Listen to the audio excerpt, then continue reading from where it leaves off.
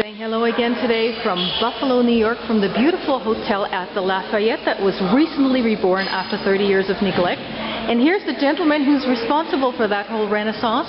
This is Rocco Termini, the developer. Thanks again for showing us through this beautiful property. And you've taken me into which room now? This is the Grand Lafayette Ballroom. Okay. And this is our main ballroom.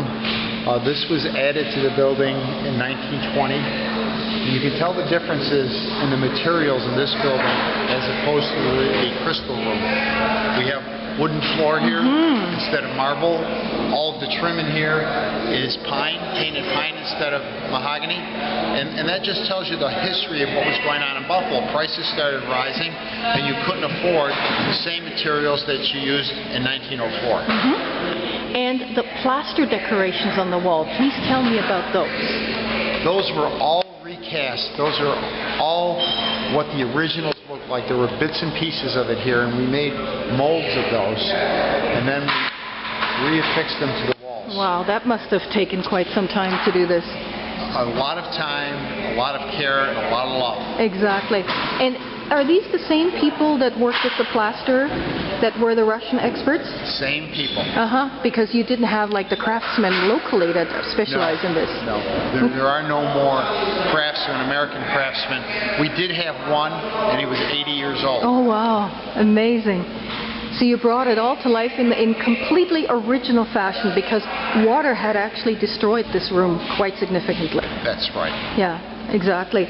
So it's gorgeous, and I can see there's something being prepared today. You have two major meetings going on, a luncheon meeting and I think a wedding. And a wedding, yes. Tell me, like, is this place a popular place for meetings and weddings and special events? The whole idea when we decided to do this building is we would make it a wedding center. We have a florist here. Okay. We have a bridal store. We have a bakery that makes wedding cakes. And then we have the facilities for weddings and a hotel.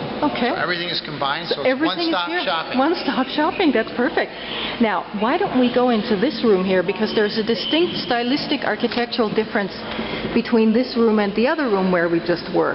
What kind of room is this here?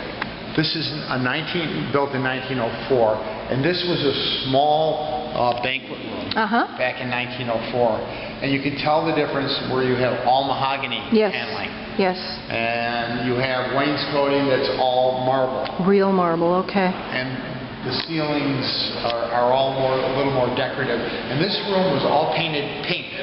Pink. And it took us months to strip down all of the mahogany to reveal what you see here today. Exactly. And we're lucky that over this floor there was vinyl tiles.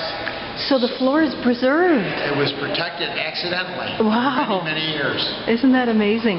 And you still use this room for special gatherings? This room is usually used for cocktails before a wedding. They'll have the cocktails in here and they'll go into the main room for their wedding. Because obviously it's a very popular wedding destination. Yes. When did this hotel reopen after all the renovations? We opened up in June of last year.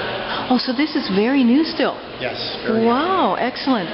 And your clientele, is it business travelers, wedding guests, leisure travelers? How does it break down?